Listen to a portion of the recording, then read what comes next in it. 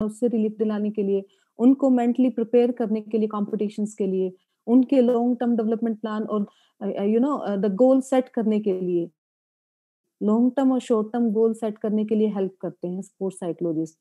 फिर स्पोर्ट्स न्यूट्रिनिस्ट की बात है, वो क्या करते हैं, उनका मेन काम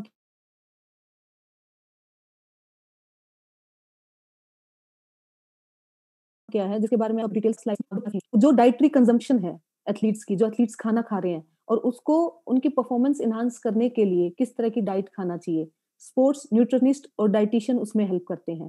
फिर आप देख सकते हैं नेक्स्ट, अगर हम क्लॉकवाइज जा रहे हैं तो फिजियोथेरेपिस्ट, फिजियोथेरेपिस्ट कैसे हेल्प करते हैं उनकी रिकवरी के लिए। अगर कोई उनको इंजरी है, क्रोनिक इंजरी है या फिर सडनली कोई फील्ड ऑफ प्ले में इंजरी हो गया है, तो उसको रिहैब के लिए स्पेसिफिक एक्सरसाइज की प्रिवेंशन के लिए, कुछ स्पेसिफिक इंजरीज की प्रिवेंशन के लिए वो एक्सरसाइज बताते हैं ताकि इंजरी हो ही ना हो।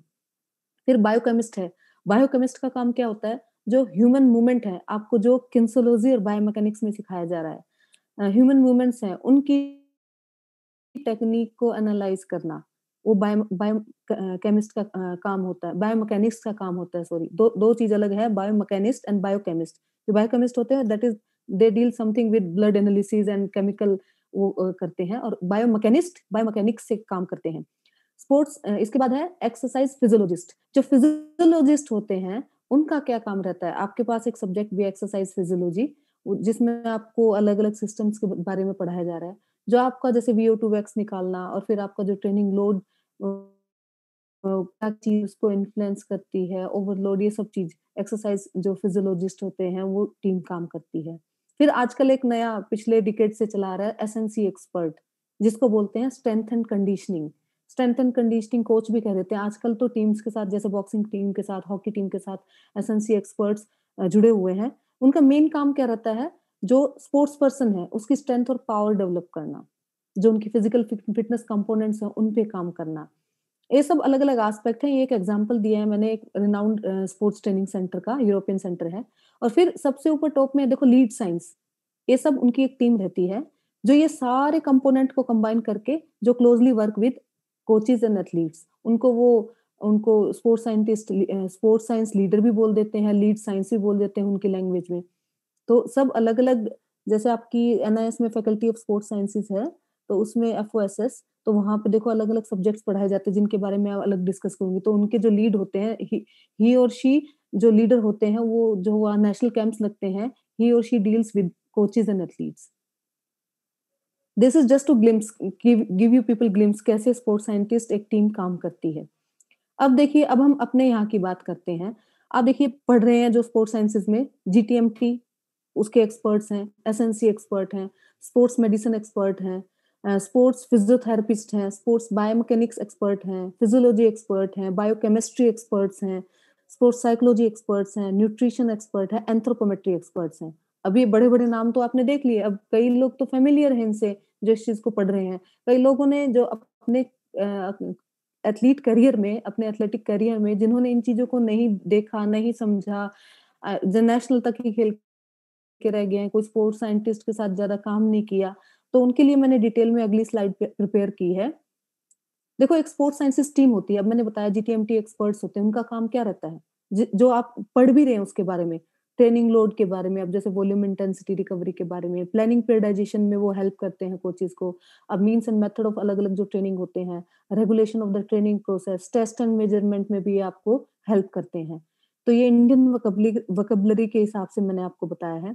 जो एसएनसी एक्सपर्ट होते हैं, जो अलग-अलग आपके फिजिकल फिटनेस कंपोनेंट्स हैं, जो टीम्स के साथ एसएनसी एक्सपर्ट काम करते हैं, उसको बिल्ड करने के लिए काम करते हैं।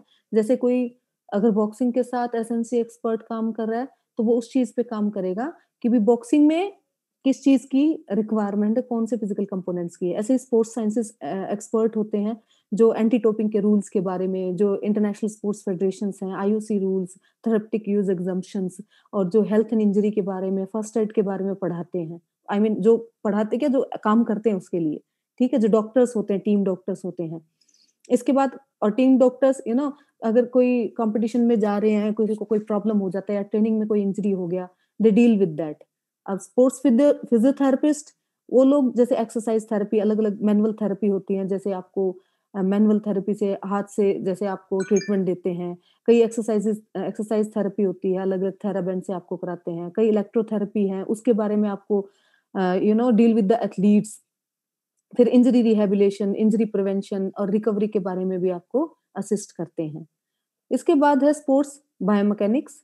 एएसआई पुणे में उन्होंने बड़ा एक अच्छा सेटअप कर रखा है, जो मूवमेंट एनालिसिस के लिए 3D मूवमेंट, 4D मूवमेंट्स में जाके कौन-सी मसल्स इन्वॉल्व हैं, अगर कोई स्पोर्ट्स स्पेसिफिक मूवमेंट हो रहा है, सेंसर लगा के कौन-सी मसल पे ज़्यादा प्रेशर आ रहा है। मलेशिया के कुछ कुछ अच्छे इंस्टीट्यूट हैं, उन्होंने बहुत अच्छा काम किया है साइक्लिंग पे भी और बैडमिंटन प्लेयर्स के साथ भी और उनके रिजल्ट्स भी आए हैं ओलंपिक्स तक। तो मसल्स और जॉइंट्स में किस-किस वो जॉइंट्स और मसल्स में इंजरी है, कहाँ प्रेशर आ रहा है, तो वो ये बायोमैकेनिक्स आपको हेल्प करते हैं अपनी टेक्निकल और टैक्टिकल इम्प्रूवमेंट के लिए। बेसिकली टेक्निकल इम्प्रूवमेंट के लिए, रनिंग में कि आपका जो नी का मूवमेंट गलत हो रहा है, टोज़ की मूवमेंट गलत हो रही है इस ढंग से।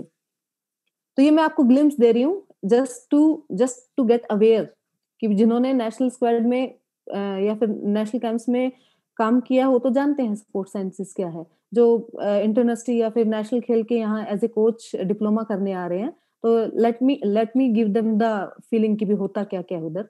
स्पोर्ट्स फिजियोलॉजी एक्सपर्ट्स होते हैं, जो आपके वेरियस बॉडी सिस्टम से रिलेटेड कोई भी जैसे आपका कोई एंड्योरेंस से रिलेटेड लंग्स काम कर रहे हैं, हार्ट के जो आपके एग्जामिनेशंस और वो जो टेस्ट हैं उससे रिलेटेड काम करते हैं। बायोकेमिस्ट जो आपके अलग-अलग एटीपी-सीपी सिस्टम है, एडिनोसाइन ट्राइफॉस्फेट, क्रिएटिन फॉस्फेट ये अलग-अलग जो सिस्टम्स है उसके बारे में। आपके हार्मोनल अगर कोई इम्बैलेंसेस होता है, दे हेल्प यू आउट। आपकी ब्लड रिपोर्ट्स में कोई अगर लेक्यूमा है, they help you out. Fatigue से रिलेटेड, रिकवरी से रिलेटेड आपको जानकारी देते हैं आपके टेस्ट वगैरह करके। फिर जो स्पोर्ट्स साइकोलॉजिस्ट हैं, जैसा कि मैंने पहले भी बताया था, अगर किसी स्टूडेंट को या फिर किसी एथलीट को स्ट्रेस है, एंग्जायटी है और एग्रेशन है, ज़्यादा पर्सनैलिटी असेसमेंट के लिए उसको हेल्प करना, उसको मोटिवेट करने के लिए पेप टॉक्स और उसके अलग-अलग सेशंस लिए जाते हैं काउंसलिंग के लिए। गोल सेटिंग करने के लिए psychological preparation for competition as well as training में उनको हेल्प करते हैं। उनके अलग-अलग टूल्स होते हैं जो आपको एनआईएस के डिप्लोमा में साइकोलॉजी के उसके जो प्रैक्टिकल्स होंगे वहाँ सिखाया जाएगा। इसके बाद स्पोर्ट्स डायटीशियन और न्यूट्रिशनिस्ट होते हैं, जो आपको बैलेंस डाइट के बारे में बताते हैं। आप जो खाना खा रहे हैं उससे बेस्ट टू बेस्ट क्या ले सकते हैं। कई जो कॉम्बैट स्पोर्ट्स है वहाँ वेट मैनेज करना है।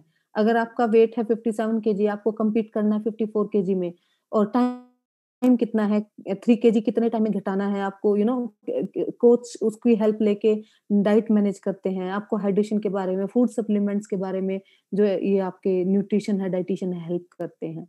और anthropometry last but not least anthropometry के जो एक्सपर्ट्स होते हैं वो ग्रोथ एंड डेवलपमेंट से रिलेटेड कुछ जैसे उनके टूल्स होते हैं उनसे मेजरमेंट करके कुछ हमारे एनआईएस में भी कुछ एंथ्रोपोमेट्री के एक्सपर्ट ऐसे हैं जो हाइट और आपकी एक्टोटाइप है मीजोटाइप वो उस तरह की आपकी प्रिडिक्ट करते हैं and practically I have seen कि वो कई प्रिडिक्शंस बहुत ठीक रहे हैं कि भी आपका बच्चा अगर 8-10 साल का है तो वो जब 15-16 साल का होगा तो उसका हाइट वेट ये रहेगा तो अकॉर्डिंगली आप किस गेम में कैसे उसको डाल सकते हैं।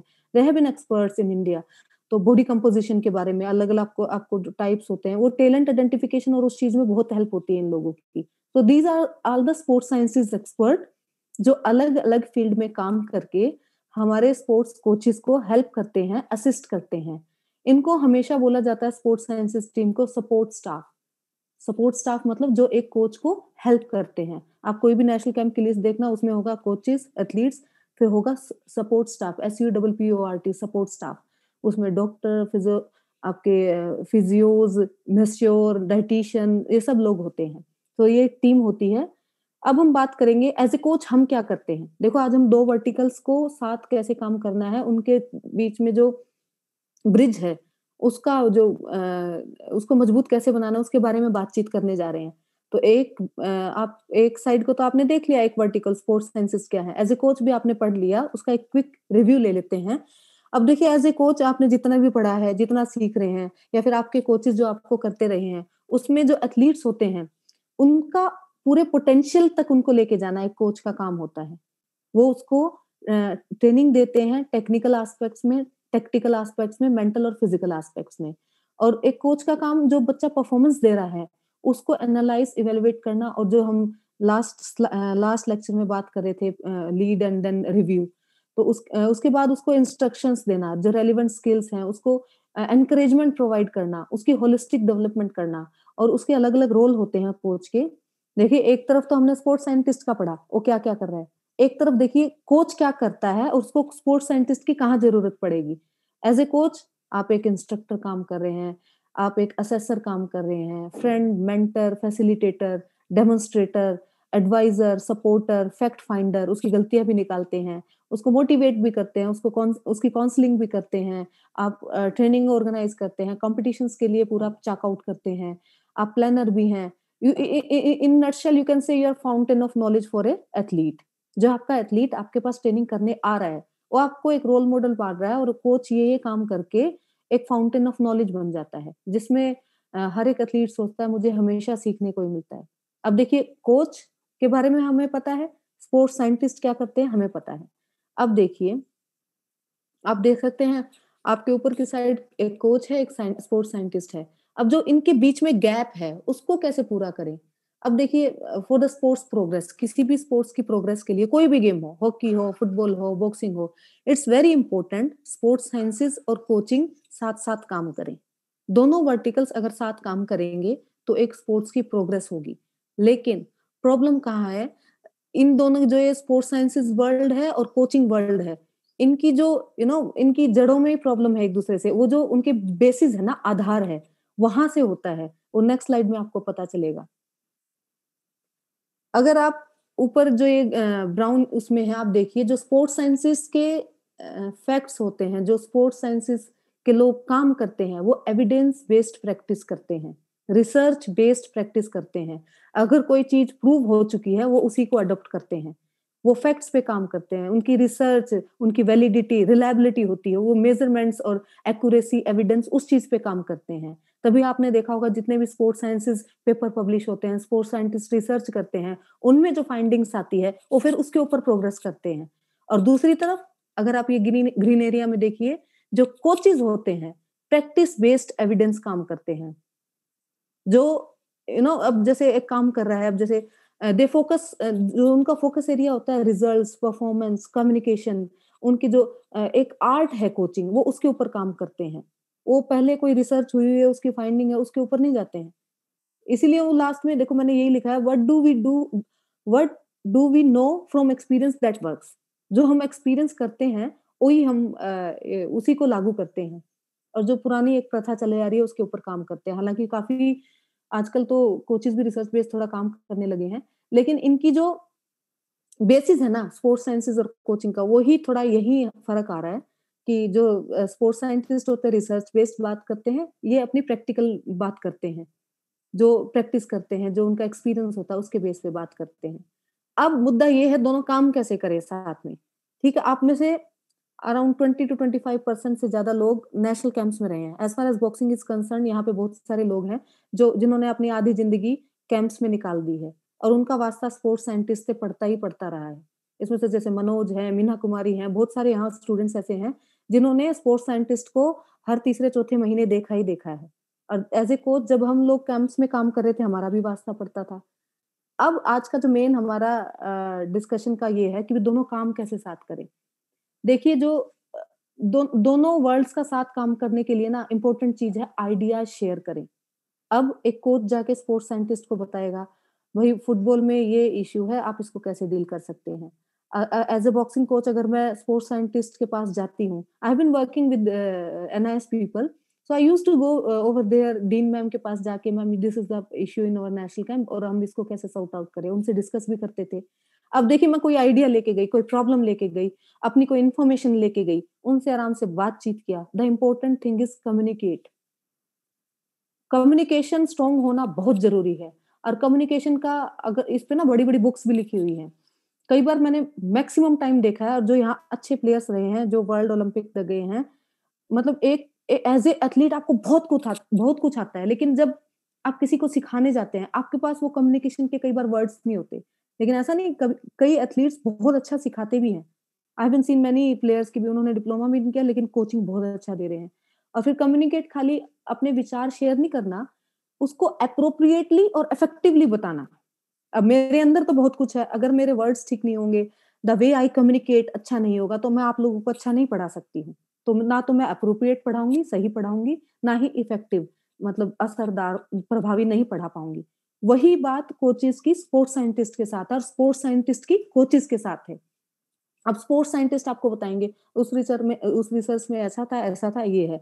अब एज़ अ कोच आप बताएँगे, आज फील्ड में मैंने ऐसा करके देखा और ये अप्लाई हुआ। आपके पास रिसर्च नहीं है लेकिन आपका एक्सपीरियंस है। और फिर कई प्रॉब्लम्स आती है आपकी स्लैंग पे। आप स्पोर्ट्स के कई वर्ड्स यूज़ ऐसे करते हैं जो स्पोर्ट्स साइंटिस्ट को नहीं पता होता। स्पोर्ट्स साइंटिस्ट अपनी वोकैब्युलरी यूज़ करते हैं जो आपको नहीं पता होता। इसमें नेक्स्ट स्लाइड्स में मैं आपको बताऊँगी, अगर ये चीज़ कारगर हो जाती है, आपके आइडियाज़ स्पोर्ट्स साइंटिस्ट के साथ अच्छे से शेयर हो जाते हैं थ्रू गुड कम्युनिकेशन, इफेक्टिव और एप्रोप्रिएटली हो जाते हैं शेयर, तो इट वर्क्स वेरी गुड। अगर नहीं होते तो इट इज़ वर्स। ये दोनों का टाइम वेस्ट है, कोच का भी, स्पोर्ट्स साइंटिस्ट का भी। और आज के दिन में ओलंपिक लेवल तक जाने के लिए, मेडल लेने के लिए साइंस इज़ मस्ट। आप सारी जो डेवलप्ड कंट्रीज़ हैं, यूएस लगा लीजिए, यूरोपियन कई कंट्रीज़ लगा लीजिए, इवन एशिया की कई कंट्रीज़ लगा लीजिए, they are well developed in sports sciences, that's why they are proceeding very well. So as a coach आपके जो आइडियाज़ हैं, आपको स्पोर्ट्स साइंटिस्ट से अच्छी तरह कम्युनिकेट करने हैं, इफेक्टिवली एंड एप्रोप्रिएटली। उसके लिए देखिए, अभी मैंने आपको एक मॉडल बताया है। अब ये तो बता दिया स्पोर्ट्स साइंटिस्ट क्या होते हैं, कोच क्या होते हैं, दोनों को इकट्ठे काम करना बहुत ज़रूरी है। अब काम कैसे करेंगे? अभी एक मॉडल बताया गया है, model for bridging the gap between sports scientist and coaches. अगर आप सबसे टॉप में देखिए, स्पोर्ट्स प्रॉब्लम है किसी भी कोच या ट्रेनर की, तो वो जाएगा नीचे एरो में देखिए, series of research, studies, answer, research problem sports scientist के पास जाएगा। फिर उसके बाद नीचे आएँगे प्रैक्टिकल आइडियाज़ कोच और ट्रेनर के या स्पोर्ट्स साइंटिस्ट के, ठीक है? फिर उसके बाद वो जाते हैं, उसका ट्रायल करते हैं। दोनों बैठे, डिस्कस किया, स्पोर्ट्स साइंटिस्ट ने अपना बोला, प्रैक्टिकल आइडियाज़ कोच ने अपना बताया। They will go to the trial of the practical ideas in the real life, जो ग्राउंड पे जाके सपोर्टिंग सेटिंग कोच ट्रेनर करेगा। फिर कोई प्रॉब्लम इवॉल्व होगी, they will go to again. ऐसे ये साइकिल चलता रहता है। अब देखिए जो सीरीज़ ऑफ रिसर्च स्टडीज़ है ना, उसके 2 एस्पेक्ट्स हैं। जो साइंटिफिक जर्नल पब्लिश होते हैं और जो कोचिंग मैगज़ीन्स पब्लिश होती हैं। गर्ग साहब आपको हमेशा कहते रहे हैं पढ़िए, पढ़िए, इवन वो ना अलग-अलग कोचेज़ के ग्रुप में उसमें अलग-अलग जो रिसर्च पब्लिश हुई है वो भेजते रहते हैं ताकि कोचेज़ उसको पढ़ें। तो देखिए कोई प्रॉब्लम है, कोच या ट्रेनर को साइंटिस्ट के पास जाएगा या फिर कोई आपकी साइंटिफिक जो जर्नल है, कोचिंग मैगज़ीन है उसको कंसल्ट करेगा। फिर उसके पास प्रैक्टिकल आइडियाज़ आएँगे, फिर वो फील्ड में जाएगा, उनको अप्लाई करेगा, फिर कोई प्रॉब्लम होती है, ये साइकिल है। The model of bridging gap between sports sciences and coaches. ये एक मॉडल प्रपोज किया गया है जिसके ऊपर यूरोपियन कंट्रीज काम करती हैं and they are getting results, क्योंकि कोच को स्पोर्ट्स साइंसेज समझने के लिए खुद के एफर्ट्स लगाने पड़ते हैं। We will discuss in coming next slides. अब ये देखिए, ये एक hypothetical multidisciplinary sports performance enhancement team बनाई गई है, मतलब ये सोचा गया है ऐसा हो। बीच में देखिए टीम है, टीम इन द सेंस एक नेशनल स्क्वाड की टीम लेके चलिए और आप एक साइड देखिए मेडिकल सपोर्ट है जिसमें डॉक्टर्स, फिजियोज, असिस्टेंट डॉक्टर्स हैं और उसके दूसरी साइड देखिए यूनिवर्सिटी इन द सेंस जैसे आपका नेशनल इंस्टीट्यूट ऑफ स्पोर्ट्स है, वैसे ही कोई भी स्पोर्ट्स साइंसेस सेंटर है, रिसर्च सेंटर है जहाँ पे पीएचडी डॉक्टरेट्स बैठे हैं, जहाँ पे मास्टर्स के स्टूडेंट्स बैठे हैं जो स्पोर्ट्स साइंसेस के लिए काम कर रहे हैं, रिसर्च कर रहे हैं और बीच में हम लोग हैं। हेड कोच है अपने असिस्टेंट कोचेस के साथ और हेड स्पोर्ट्स साइंटिस्ट एक्सपर्ट है। देखिए जो कोच है डॉक्टर से भी डील करता है, जो डॉक्टर है टीम डॉक्टर है वो स्पोर्ट्स साइंटिस्ट से भी डील करता है। स्पोर्ट्स साइंटिस्ट अपने रिसर्चर्स के साथ डील करते हैं कि अपडेट लेटेस्ट रिसर्च क्या चल रहा है और फिर आगे कुछ इसकी आगे साइड्स हैं, जैसे मैंने लीड साइंस दिखाया था ना सेकंड स्लाइड में कि वे अलग-अलग वो टीम है उनके वो कैसे काम करते हैं। उसमें देखिए बायोमैकेनिस्ट है, न्यूट्रिनिस्ट है, फिजियोलॉजिस्ट है, साइकोलॉजिस्ट है, मोटर कंट्रोल के लिए कुछ बायोमैकेनिस्ट अलग से हैं जैसे, ये एक टीम है। तो ये इस साइकिल में काम करते हैं। जो लोग कैंप्स में रहे हैं उन्होंने ये देखा है कैसे पूरा टीम काम करता है। अब देखिए, अब हम बात करते हैं इनको काम कैसे साथ करना चाहिए। देखिए कोचेज़ को स्पोर्ट्स साइंटिस्ट की नीड क्यों है? अलग-अलग एस्पेक्ट्स हमने पढ़े अभी डाइट और ये वो सब कुछ। To have his better than best. देखिए बेस्ट तो कोच करवा ही रहा है। अब उसमें जब परफॉर्मेंस की बात आती है ना एलीट लेवल पे, बेटर देन बेस्ट तब आता है कि उसने मतलब 0.001 का भी फ़र्क पड़ता है उधर में, तब वो स्पोर्ट्स साइंटिस्ट की उसको ना नीड होती है हर एक जगह पे, to shape his athlete better than best position में। जो वो कर रहा है उसकी मैक्सिमम कैपेसिटी ले सके, उसके अंदर जितना पोटेंशियल है उसको नरिश करने के लिए स्पोर्ट्स साइंटिस्ट की हमें ज़रूरत पड़ती है। और communication is the vital part. अगर कम्युनिकेशन कोचेज़ का स्पोर्ट्स साइंटिस्ट से अच्छे से हो जाए, उनकी जो नॉलेज है उसको अपग्रेड करने के लिए, done well it's very important, सब लोग उसको कोचेज़ उसको समझेंगे। अगर डन बैडली तो this is just wastage of time. तो it's important, communication is vital part for this. अब देखिए एज़ अ कोच आप किस-किस एरिया में, आप जितना भी आपने खेला है अभी तक या कोचिंग में आपने पढ़ा है, आपको किस-किस एरिया में स्पोर्ट्स साइंटिस्ट की ज़रूरत पड़ती है? ये लिस्ट मैंने आपके लिए बनाया है और यही सब चीज़ें हैं और इसी के हमारे स्पोर्ट्स साइंटिस्ट होते हैं। जब किसी आपको एथलीट की मेंटल ट्रेनिंग करानी है, उसको मेंटली कॉम्पिटिशन के लिए प्रिपेयर करना है, उसको कोई स्ट्रेस है, एंग्जायटी है, तब आपको ज़रूरत पड़ती है। जो टीम गेम्स हैं, हॉकी है, फुटबॉल है, वॉलीबॉल है, बास्केटबॉल है, उसमें टीम बिल्डिंग के लिए you need the sports scientist, area of sport जहाँ पे आपको साइंटिस्ट की ज़रूरत पड़ती है। टेक्निकल इम्प्रूवमेंट के लिए बायोमैकेनिक्स की ज़रूरत पड़ती है ताकि आप एनालिसिस करके ऑन पेपर या वीडियोज़ में अपने बच्चे को दिखा सकें कि here is the fault, you must here you must this is the area of improvement for you. फिर टीम प्रैक्टिस ड्रिल्स के साथ, अब जैसे आपकी टीम अगर प्रैक्टिस जो भी आप ट्रेनिंग करा रहे हैं, उसमें अलग-अलग ड्रिल्स के लिए, इनोवेटिव ड्रिल्स के लिए you need the sports scientist. Individual skill development techniques, तो वो आप स्पोर्ट्स साइंटिस्ट की वहाँ ज़रूरत पड़ती है अगर आप उनकी हेल्प लेना चाहें। टैक्टिकल स्ट्रैटेजी के लिए भी आजकल वीडियो एनालिसिस का बड़ा ही एक अलग से एसएनसी की तरह इवॉल्व हो रहा है एरिया। न्यूट्रिशन के लिए एसएनसी एक्सपर्ट्स, आप स्ट्रेंथ एंड कंडीशनिंग के लिए, इंजरी प्रिवेंशन के लिए, रिकवरी के लिए और आज के एथलीट्स को जानने के लिए you need the sports scientist. Because आज से 20 साल पहले बात करें, जो एथलीट्स होते थे, जो कोच ने कह दिया वही कोच साहब, कोच साहब, कोच साहब ये रहता था। लेकिन आज के एथलीट आपके पास अपग्रेड आ रहे हैं। Internet is the biggest reason behind that. उनको कुछ नहीं समझ आता, they just Google that and get the answers. Before approaching to coach for any problem, they just Google anything and get the answers. तो उनको आज के एथलीट को समझने के लिए you need research based finding and for research based finding you need sports sciences expert. तो we need sports scientist as a coach. तो कोई कोच ऐसे गए मैं ही सब कुछ हूँ भाई, नहीं, यू नीड स्पोर्ट्स साइंटिस्ट। इसके बाद देखिए 3 क्वेश्चन्स इवॉल्व हुए इन सब जब मैं आपके लिए पीपीटीज़ प्रिपेयर कर रही थी। पहला question, how do coaches perceive sports sciences research? हम में से कितने लोग हैं स्पोर्ट्स साइंसेस की रिसर्च पढ़ते हैं और उसको कैसे अपने अंदर निर्धारण करते हैं? देखिए जो कोच नए आइडियाज़ की तरफ भागता है, जब हम नया-नया डिप्लोमा करेंगे ना, नया-नया कोचिंग में आएँगे, तो हम सोचेंगे अलग-अलग जर्नल्स पढ़ने के लिए, अलग-अलग आइडियाज़ ग्रैब करने के लिए, तो हम स्पोर्ट्स साइंसेस की तरफ जाएँगे।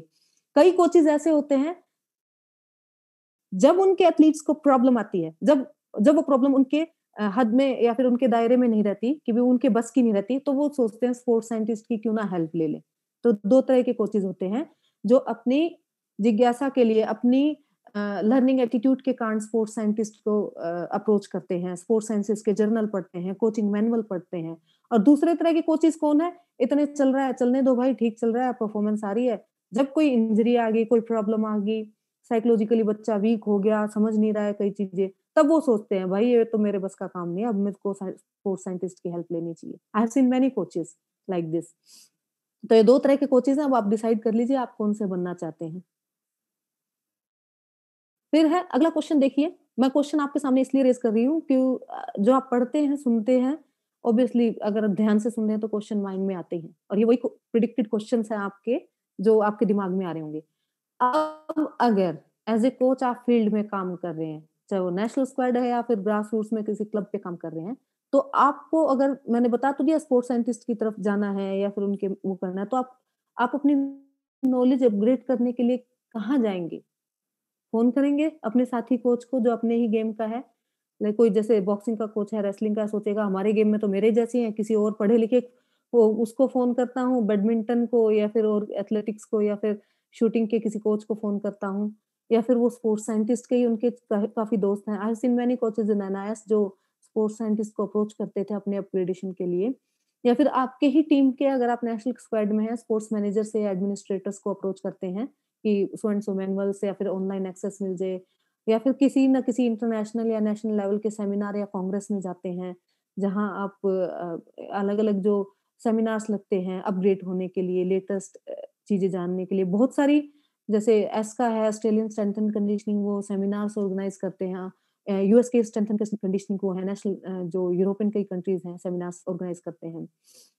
आप अलग-अलग रीडिंग मटेरियल अप्रोच करते हैं, बुक्स, मैगज़ीन्स, जो पब्लिश्ड पेपर आते हैं कई ऑनलाइन, किंडल पे हैं काफ़ी सारे, और कई और यूट्यूब पे वीडियोज़ के लिए आप जाते हैं, ऑनलाइन डिस्कशंस देखते हैं अलग-अलग एक्सपर्ट्स की। इंटरनेट के लिए आप you just Google the things which you don't know, और जो आपको नहीं सुननी होती है, जिसके बारे में आपने सर्च करना होता है। या फिर जो कंसर्न आपकी स्पोर्ट्स फेडरेशन है, उसमें अप्रोच करते हैं कि आप ग्रास रूट्स पे काम कर रहे हैं, वहाँ कोई फॉरेन एक्सपर्ट काम कर रहा है, तो आप उसको अप्रोच करते हैं, या फिर कोई और नेशनल हेड काम कर रहे हैं, उनको अप्रोच करते हैं। These are the sources of knowledge for you people, ऐसा जो प्रिवेलिंग चल रहा है अभी। अब देखिए, ये तो हो गया कि भई मुझे इन्फॉर्मेशन की ज़रूरत कब पड़ती है एज़ ए कोच, या तो मेरे में जिज्ञासा है या मैं प्रॉब्लम में हूँ। मुझे इन्फॉर्मेशन कहाँ मिल सकती है, ये मैंने पिछली स्लाइड में बताया। अब जो मेरे जैसे, या फिर मैं तो खैर बहाने नहीं, क कई मेरे साथी भाई हैं एज़ ए कोच जो बहाने ढूँढते हैं कि भई मैं नई इन्फॉर्मेशन एक्सेस तो कर लूँ, लेकिन मेरे पास देखो ये है, हैविंग अदर प्रायोरिटीज़, मेरे पास प्रायोरिटीज़ बहुत है, मेरी टीम है, मुझे ट्रेनिंग कराना है, मेरे को ये है, वो है। तो ये जो कारण है, इनके कारण जो बैरियर्स हैं, जो कोच को स्पोर्ट्स साइंटिस्ट के पास जाने से रोकता है, जो एज़ ए कोच रिसर्च बताती है कि मेरे पास काम बहुत है भाई, मैं नहीं स्पोर्ट्स साइंटिस्ट के पास जा सकता या स्पोर्ट्स साइंस नॉलेज अपग्रेड नहीं कर सकता। फाइंडिंग एक्सेस टू फंडिंग, अब कई कोचेस को लगता है कि वो ऑनलाइन मैं पेमेंट करके कोई वेबसाइट एक्सेस करूँ या जर्नल खरीदूँ, क्यों भाई, क्यों पैसा लगाऊँ, और अगर पैसा नहीं भी है तो मैं किससे एक्सेस करूँगा? फंडिंग आ जाता है फिर। और फिर मैंने एसओएस इसलिए लिखा है, डॉक्टर्स आपको कोई मेडिसिन प्रिस्क्राइब करते हैं ना, एक लैटिन वर्ड है कि आपको अगर चाहिए तभी आप जाते हैं। आपको जो इन्फॉर्मेशन, ऐसा नहीं कि आप नॉर्मल अपने रूटीन में, मैक्सिमम कोचेस जो मैंने स्टूडेंट्स भी देखे हैं, कोचेस भी, उनकी आदत नहीं होती है 1 घंटा 2 घंटा डेली स्पोर्ट्स साइंसेज़ या कोचिंग मैनुअल को पढ़ना। जब उन्हें ज़रूरत पड़ी ना, आज कोई नया वर्ड सुना, तभी वो अगर ज़रूरत पड़ी तो एक्सेस करेंगे। और lack of direct access to sports scientist, to be very frank, मतलब इतना अभी इंडिया में जो ऊपर लेवल पे, एलीट लेवल पे काम कर रहे हैं, स्पोर्ट्स साइंसेज ओवर देयर, लेकिन कई जगह आपको स्पोर्ट्स साइंटिस्ट की एक्सेस नहीं है। अ, जानते ही नहीं है लोग स्पोर्ट्स साइंसेज है क्या, जो ग्रास रूट्स पे, इवन डेवलपमेंटल लेवल पे भी। तो दीज आर अलग-अलग जो आपके फैक्ट्स हैं, जिसके कारण coaches encounter barriers to access the new information regarding sports sciences. अब प्रेज़ेंट सिनेरियो के बारे में मैं कुछ बात करना चाहूँगी। अब देखो, sports scientist to coaches knowledge तो है। आप as a coach sports scientist के पास चले जाओ, स्पोर्ट्स साइंटिस्ट आपको नॉलेज दे देगा। There is need of improved transfer of knowledge in between the coaches, जो सेकंड मैंने पॉइंट लिखा है। सारे कोचेज़ को अपनी नॉलेज इम्प्रूव करने की ज़रूरत है ही है इंडिया में। दूसरा, coaches to coaches knowledge transfer भी होना ज़रूरी है। ज़ूम ने हमें बहुत कुछ सिखा दिया, काफ़ी स्पोर्ट्स अथॉरिटी ऑफ इंडिया ने, even physical education foundation of India ने भी बहुत सारे सेमिनार्स और ज़ूम्स ऑर्गेनाइज़ किए हैं ताकि coach to coach knowledge transfer हो। तो ये होना अ, आई मीन क्वार्टरली और साल में 2-3 बार होना बहुत ज़रूरी है। इस जो प्रेज़ेंट सिनेरियो वो है, मेरा कहने का मतलब है इस पे काम होना ज़रूरी है। और लास्ट बट नॉट लीस्ट, अब एक कोच अच्छा काम कर रहा है, उसको द्रोणाचार्य अवार्ड मिल जाता है, उसको कैश प्राइज़ मिल जाता है, this is good. What about the motivation for the sports scientist? उनका रिवार्डिंग सिस्टम है ही नहीं, नॉट ओनली इन इंडिया, बाहर भी नहीं है। तो these are the present scenario for coaches and sports scientists. अब बात है, एज़ ए कोच मैं 2 स्लाइड्स लास्ट की इसलिए रखी है, अब हमने इस चीज़ के बारे में नॉलेज ले लिया कि बेसिक कैसे काम करना है, क्या सिचुएशंस आती है, क्या हर्डल्स आती है, अगर हमें ज़रूरत पड़ती है तो हम कहाँ जाते हैं। अब हमारे जो काम की बात है, how as a coaches we have to work with the sports scientist. देखिए, जो एंड यूज़र्स हैं, हम कोचेस हैं। स्पोर्ट्स साइंटिस्ट को हमारी ज़रूरत नहीं है, हम कोचेस को स्पोर्ट्स साइंटिस्ट की ज़्यादा ज़रूरत है। क्योंकि they are support staff for us, हमें उनकी ज़रूरत है।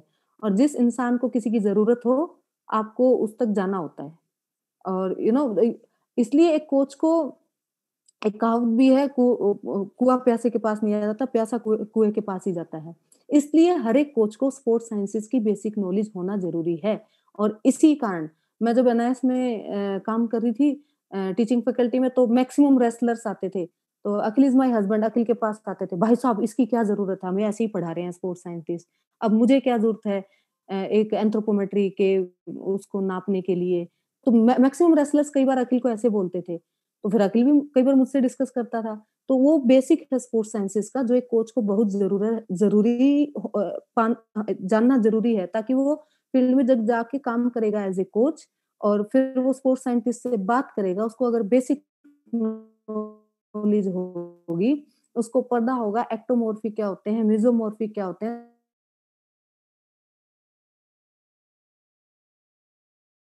एक स्पोर्ट्स साइंटिस्ट के एंड यूज़र कोचेज़ ही हैं।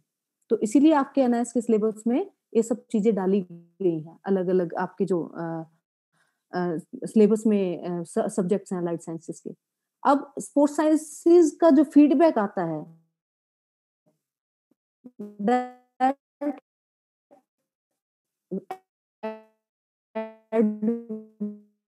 वैल्यूज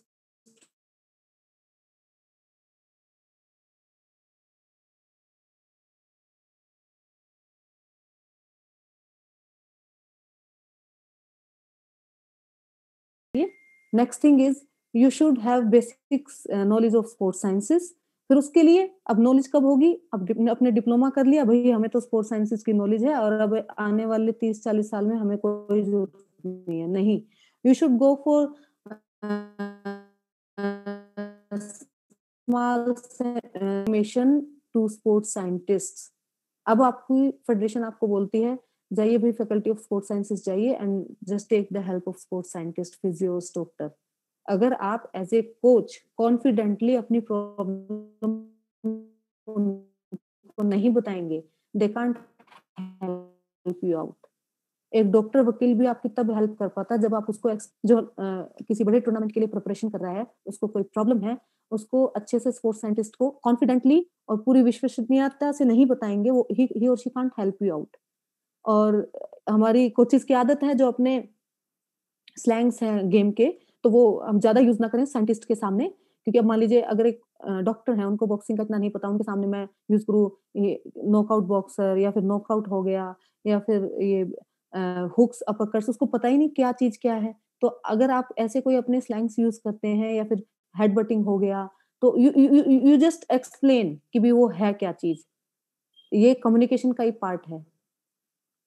इसके बाद हम जो कोचेज़ होते हैं, they should be good communicators. उनको विचार-विमर्श करना और बातचीत करना अच्छे से आना चाहिए, so that you can express your needs to sports scientist. और जब आप अपनी नीड किसी के सामने एक्सप्रेस करते हैं, अच्छे से बता पाते हैं, तो आप उसका विश्वास गेन करते हैं। तो ऐसा ही स्पोर्ट्स साइंटिस्ट के साथ है। तो ऐसा मत सोचिए एज़ अ कोच हमें इनकी क्या ज़रूरत है। You should go to them, you should communicate with them, you should express your needs to them, then and only then they can help you out on the basis of their research. और जो research based thing होती है वो proven होती है, और इसी तरह आपके बीच में अच्छी बॉन्डिंग बनेगी, आने वाले टाइम में जब आप स्पोर्ट्स साइंटिस्ट के साथ काम करेंगे। एंड कम्युनिकेशन जभी होता है जब आप एक-दूसरे को जानते हैं। अच्छे-अच्छे जो कोचेज़ हैं उनकी उन्हीं की ये सजेशंस हैं। Spend some time becoming familiar with sports sciences needs. आप ऐसा नहीं कि जैसे मैंने पिछली स्लाइड्स में बताया, जब ज़रूरत पड़े तभी स्पोर्ट्स साइंटिस्ट के पास जाइए। जब आप डेली कोचिंग कराते हैं, तब कोचिंग के दौरान कहीं न कहीं आपको फ़ील होता है इस चीज़ को मैं कैसे और इम्प्रूव कर सकता हूँ बच्चों के लिए। तो वो जो स्पोर्ट्स साइंसेज़ के ढंग से थोड़ा सोच के आपको थोड़ा टाइम स्पेंड करना चाहिए अपनी सोच के लिए, कि मैं स्पोर्ट्स साइंस को अपने अपने स्पोर्ट्स में कैसे ला सकता हूँ, कहाँ यूज़ कर सकता हूँ। और सबसे इम्पोर्टेंट चीज़, अब जो स्पोर्ट्स साइंटिस्ट होते हैं, उनका आपके गेम को जानने के लिए आपके कोर्ट पे या फील्ड पे आना बहुत ज़रूरी है। I do remember I was working with national team before the Rio Olympics, और कुछ साइकोलॉजिस्ट को काम करना था। तो दे आस्क्ड कि भी बच्चों को भेज दीजिए। Then our head coach and we said no, we as a team we don't want our boxers to go to your sports science system. You just come in our sparring session, sit over there, just watch the sparring कि भी so and so boxer कैसे खेल रहा है। फिर आपको उनके ring के अंदर कॉन्फिडेंस का भी पता चलेगा, कंसंट्रेशन का भी पता चलेगा।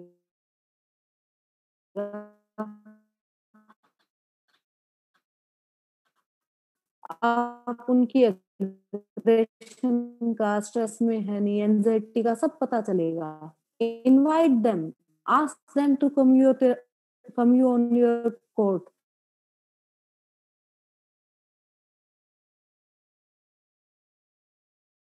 इसके बाद है, this is most important thing, जैसे कि आपकी कोचिंग में प्लानिंग स्लोली चलती है। ऐसा नहीं कि भी आज बच्चा आया कल को मेडल दे दे। कोच आपको कैसे काम करना है उनके साथ। लास्ट 2 पॉइंट्स सर बता रहे हैं, क्लियर नहीं हो पाए थे, आवाज़ ब्रेक हो रही थी। इंटरनेट कनेक्शन यहाँ थोड़ा पुअर है। जब आप स्पोर्ट्स साइंटिस्ट को अपने फील्ड पे बुलाएँगे, अब जैसे मैंने एग्ज़ाम्पल भी दिया, अगर मैं दोबारा रिपीट कर देती हूँ। रियो ओलंपिक से पहले हम स्पोर्ट्स साइंटिस्ट के साथ काम कर रहे थे। स्पोर्ट्स साइंटिस्ट को तो कुछ साइकोलॉजिस्ट के साथ काम कर रहे थे। तो साइंटिस्ट आस्क्ड, साइकोलॉजिस्ट आस्क्ड कि भई आप भेज दीजिए अपने बॉक्सर्स को हमारे उसमें। देन वी सेड कि भई it will be fine if you people can come our sparring sessions. तो हमने उनको अपने स्पारिंग सेशंस में बुलाया, वहाँ बिठाया उनको, उनकी स्पारिंग्स दिखाई। बिकॉज़ एक स्पोर्ट्स साइंटिस्ट जब आपको खेलते हुए देखेगा, जब स्पेशली इन बॉक्सिंग जैसे, तो उसको फील जब वो रिंग में बॉक्सिंग कर रहा है, रिंग में फाइट कर रहा है, स्पारिंग कर रहा है, तब उसका एक स्पोर्ट्स जो साइकोलॉजिस्ट है उसका उस कॉन्फिडेंस, कंसंट्रेशन, स्ट्रेस, एंग्जायटी सब कुछ ऑब्जर्व करके बता सकता है। और अगर वो उसके रूम में जाके उससे बैठ के डिस्कस करे, ठीक है, काउंसलिंग के लिए फील्ड में बाद में बुला लो आप। लेकिन आप डे टू डे बेसिस पे कोई भी गेम हो, स्पोर्ट्स साइंटिस्ट को अपने फील्ड पे बुलाइए, चाहे वो बैडमिंटन हो, फुटबॉल हो, ताकि वो जिन बच्चों के लिए काम करना है, प्रैक्टिकली उनको खेलते हुए देखे। इवन आप उनको अपने गेम के रूल्स एंड रेगुलेशन से भी अपडेट कीजिए, जो भी आपकी टीम के साथ काम कर रहे हैं, क्योंकि वो आपके गेम के बारे में जानेंगे, तभी आपको अच्छी तरह सपोर्ट कर सकेंगे। तो working with the sports scientist सबसे इम्पोर्टेंट चीज़ है, उनको प्रैक्टिकली अपने फील्ड पे बुलाइए और उनको दिखाइए गेम क्या है, कैसे है, और उनसे डिस्कशन कीजिए, कम्युनिकेशन कीजिए, आपकी नीड क्या है, उसके बेसिस पे, उनकी रिसर्च फाइंडिंग के बेसिस पे फिर उनसे सजेशंस लीजिए। और फिर लास्ट पॉइंट जो है, जो स्पोर्ट्स साइंसेज़ है ना, वो भी स्लोली प्रोसीड करती है। जैसे कि आपकी कोचिंग में प्लानिंग, करेक्ट चॉइसेस, अलग-अलग आप प्लानिंग करते हैं, वो स्लोली प्रोसीड करती है। तो वैसे ही स्पोर्ट्स साइंसेज़ भी काम करता है, आपको ये माइंड में लेके चलना चाहिए। ऐसा नहीं होना चाहिए, आज मैंने स्पोर्ट्स साइंसेज़ साइंटिस्ट को अप्रोच किया और 1 हफ्ते में सोचे ये तो कुछ काम ही नहीं कर रहा है, ये तो मेरी टीम को कुछ हेल्प ही नहीं कर पा रहा, वो गलत है। तो जैसे आप कोचिंग का आपका रहता है ना, process slow and steady wins the race, तो स्पोर्ट्स साइंसेज़ का भी वही रहता है। तो this was end of my today's session. अगर किसी का कोई क्वेरी है, तो you may ask in chat box, I will try to answer. I have shared both the slides, ये भी और जो आपका पिछला सेशन था, I have shared that. Poonam, जो आपने बोला वो बहुत महत्वपूर्ण है और बहुत ही इम्पोर्टेंट है। ये चैप्टर हमने, ये 1 घंटे का लेसन, और अभी हम 1-2 सेशंस और भी करेंगे इसके ऊपर, क्योंकि कोचेस जो हमारे कोचेस जो बनने जा रहे हैं, उनके लिए it is very very important to understand that sports science के बिना स्पोर्ट्स इज लाइक बैलगाड़ी में बैल ना जोड़ो तो वे बैलगाड़ी कैसी। हाँ, तो उतने ही ज़रूरी है स्पोर्ट्स साइंस की, उतनी ज़रूरत है स्पोर्ट्स में अगर हमें आगे बढ़ना है तो। अब हम आपको स्पोर्ट्स साइंस के बारे में क्यों बता रहे हैं? क्यों इतनी सारी, हमारे ऑलमोस्ट 30% हमारा जो कोर्स है, वो आपको स्पोर्ट्स साइंस के सब्जेक्ट्स क्यों बता रहा है? क्योंकि अभी हमारे देश में ऐसी स्थिति नहीं आई है कि हम हर एक क्लब में, हर एक स्कूल में, हर एक एकेडमी में पूरा स्पोर्ट्स साइंस स्टाफ जो है आपके साथ हो। तो एज अ कोच आपको स्पोर्ट्स साइंस की उतनी नॉलेज होनी चाहिए कि आप एथलीट को जो भी कुछ करा रहे हैं, जो भी कुछ उसको सिखा रहे हैं, उसमें जो बेसिक स्पोर्ट्स साइंस है उसको उसका इस्तेमाल कर पा रहे हैं। अगर मान लीजिए आप बच्चे को एक्सरसाइज करना सिखा रहे हैं और आपको खुद ही फिजियोलॉजी और बॉडी के पार्ट्स के बारे में नहीं पता है, तो फिर आप उसको, हो सकता है कुछ गलत चीज़ सिखा दें और उससे उसको इंजरी हो जाए। तो इसलिए ये बहुत ज़रूरी है कि आप स्पोर्ट्स साइंस की अपनी नॉलेज को, जितना आप इस कोर्स में सीखेंगे वो तो है ही, उसके अलावा जब भी आप जाएं फील्ड में तो अपनी नॉलेज को हमेशा एनहांस करते रहें। आज की तारीख में स्पोर्ट्स साइंस के ऊपर कम से कम नहीं तो 1 लाख से ज्यादा आर्टिकल्स आपको इंटरनेट पे ही मिल जाएंगे। मतलब 1 लाख तो मैं ऐसे ही बोल रहा हूँ, शायद 5 लाख मिल जाए। तो अब जो दूसरी बात यह है कि अभी अभी पिछले करीब 6 महीनों में हमने स्पोर्ट्स अथॉरिटी ऑफ इंडिया में हमने करीब 350 स्पोर्ट्स साइंटिस्ट और सपोर्ट स्टाफ को हमने खुद वो किया है, मतलब अपॉइंट, मतलब इंटरव्यू की, पहले उनके इंटरव्यूज किए और अब हम अपॉइंट कर रहे हैं धीरे धीरे। अगर आपको हमारे जो 23 नेशनल सेंटर्स ऑफ एक्सीलेंस है उसमें पूरा का पूरा स्पोर्ट साइंस स्टाफ और सपोर्ट स्टाफ सारा का सारा होगा। और बाय एंड ऑफ मार्च ये सारे सेंटर जो हमारे 23 सेंटर्स हैं, चंडीगढ़ को अभी बन रहा है तो 22 जो सेंटर्स हैं उनमें there will be full fledged sports science staff with everybody.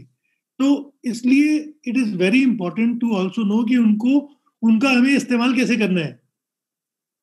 हाँ, सिर्फ उनका एक उनको एक सोने के आभूषण बना के रखना नहीं है हमारे को। उनको हमें रोज अपनी रोजमर्रा उसमें इस्तेमाल करना है।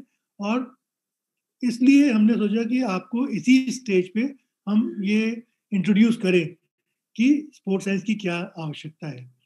अब हम ये भी कोशिश करेंगे अब अगले हफ्ते में कि हम एक लाइव सेशन आपको दिखाएं जिसमें कि स्पोर्ट्स साइंस साइंटिस्ट और कोच वो आपस में जो भी performance evaluation test sports scientist ने किए हैं उसका क्या महत्व है उससे, और कोच को उससे क्या इन्फ्लुएंस मिल रहा है उसके ऊपर एक डिस्कशन, एक लाइव डिस्कशन हम दिखाने की आपको अगले हफ्ते कोशिश करेंगे। एक्सरसाइज फिजियोलॉजिस्ट और कोच के बीच में, फिर न्यूट्रिशनिस्ट और कोच के बीच में। तो आई एम प्लानिंग कि ये 2 सेशंस और साइकोलॉजिस्ट और कोच के बीच में, तो नेक्स्ट वीक में ये मैं पूरा कोशिश करूंगा कि ये आपको दिखाए जाए। That is what I would like to add to whatever Poonam has said. अभी आप लोग अपने क्वेश्चंस पूछें तो फिर एक क्वेश्चन है sir, I can see in chat box, when we are working on grassroots level, how can we communicate with the sports scientist and we are in district where these things are not available?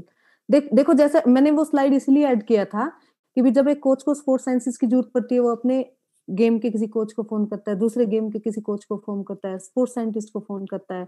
अगर आपके अगर मान लीजिए मैं कहीं काम कर रही हूँ वहां नहीं है तो I try to find out the things internet से करूंगी। अगर कोई दिल्ली में है, एचपीएल में है तो उसको अप्रोच करूंगी। आजकल तो फोन जूम वीडियो से ऑनलाइन अप्रोच कर सकते हैं। तो प्रैक्टिकली अगर आपके डिस्ट्रिक्ट में नहीं है तो ऑनलाइन फोन पे या फिर आप ईमेल डालिए अलग अलग उसमें जिस जो आपके एम्प्लॉयर हैं जहां आप काम कर रहे हैं उनके थ्रू जाइए। तो अवेलेबल है थिंग्स, इंडिया में कम है जैसे कि गर्ग साहब ने बताया, स्लोली अभी इवोल्व हो रही हैं सारी चीजें। अब जैसे मान लीजिए हरियाणा में ही लगा लीजिए, आपके पास नेशनल सेंटर ऑफ एक्सीलेंस है 2 या 3, तो आप वहां चले जाइए। अगर मैं मान लीजिए भिवानी में हूँ, वहाँ नेशनल सेंटर ऑफ एक्सीलेंस नहीं है लेकिन रोहतक में है, तो रोहतक भिवानी ज्यादा दूर नहीं है, तो मैं रोहतक में जाऊँ, वहाँ के सीईओ से बात करूँ कि भी ऐसे ऐसे मुझे हेल्प चाहिए। तो sports authority of India is there. Even अलग अलग जो स्टेट, जो आपकी स्पोर्ट्स की फेडरेशन के साथ साथ स्टेट, जो आपके स्टेट के जो डिपार्टमेंट्स हैं उनके पास भी आजकल इस चीज की बड़ी इवॉल्वमेंट हो रही है। और अदरवाइज ऑनलाइन तो आप यहाँ से बैठे यूएस को भी अप्रोच कर सकते हैं।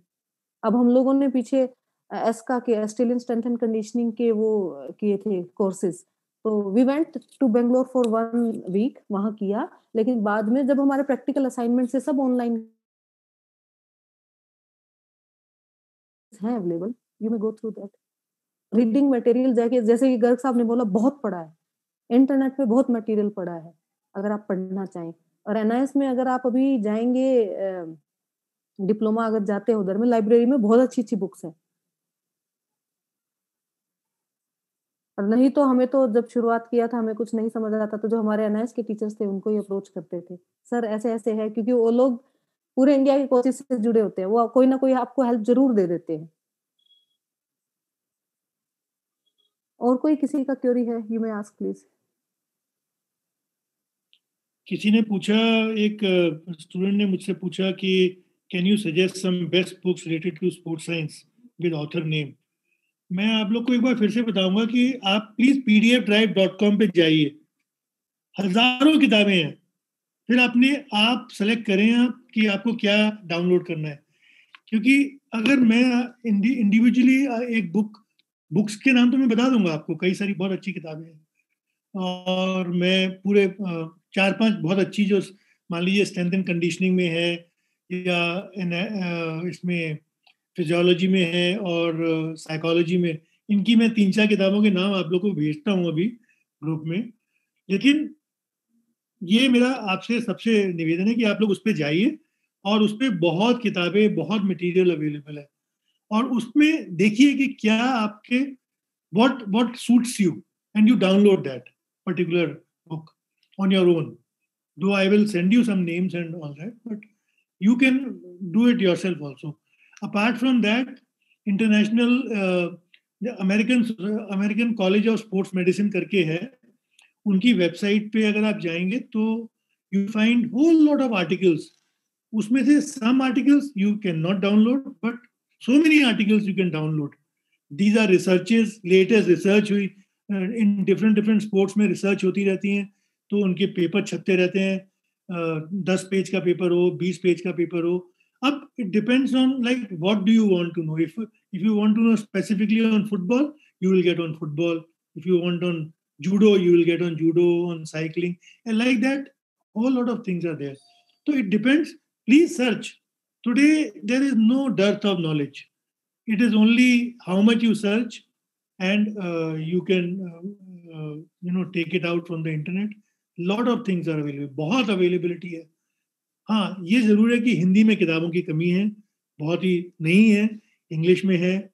तो लेकिन मेरा ये मानना है कि अगर आप उसको धीरे धीरे इंग्लिश में भी पढ़ना शुरू करेंगे तो आपको 2 फायदे होंगे।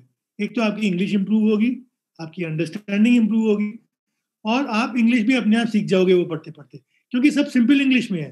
दे are in simple English, there is no problem. So you can read them, and you will learn about the sports science also, and English also will improve. That और इज इससे आपका व्हाट। स्पोर्ट्स वोकैबुलरी भी improve होगा। आपको बिल्कुल। Coaching के sports sciences के बहुत सारे वर्ड्स ऐसे मिलेंगे जो आप अपनी कम्युनिकेशन को स्ट्रॉन्ग बना सकते हैं। और किसी का भी एक क्वेश्चन भी है, सब जूनियर कैटेगरी, सब जूनियर्स के लिए तो देखिए, आप एंथ्रोपोमेट्रिस्ट की जरूरत है आपको, कि भी उसका ग्रोथ डेवलपमेंट अच्छे से हो रहा नहीं हो रहा। बैलेंस डाइट के लिए जरूरत है उनको, डोपिंग के बारे में अच्छे पहले से बता के रखने के लिए बैलेंस डाइट के बारे में जरूरत है। आई मीन ऐसा नहीं कि एलीट के लिए ही चाहिए हमें, बल्कि सब जूनियर्स में हम अच्छे से स्पोर्ट्स साइंटिस्ट से अवेयर करा देंगे कोचेस को, तो आगे हमें और ज्यादा काम नहीं करना पड़ेगा। मैं इसका और इसमें ऐड करूंगा।